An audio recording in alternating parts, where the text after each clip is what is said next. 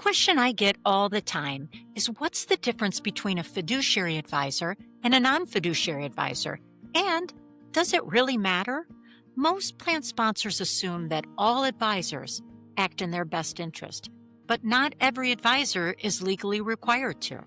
A fiduciary is required to act in your best interest at all times. A non-fiduciary makes recommendations that are suitable at the time of the sale.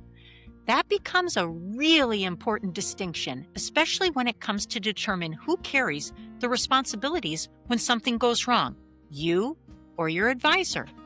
So what does this mean in practice, and what does this look like in real life?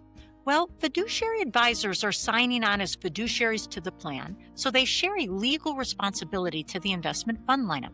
A non-fiduciary advisor is not allowed to provide advice to the plan.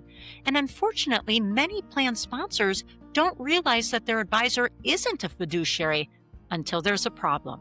And so having a fiduciary advisor really means you have a partner standing beside you, not someone who can simply just walk away.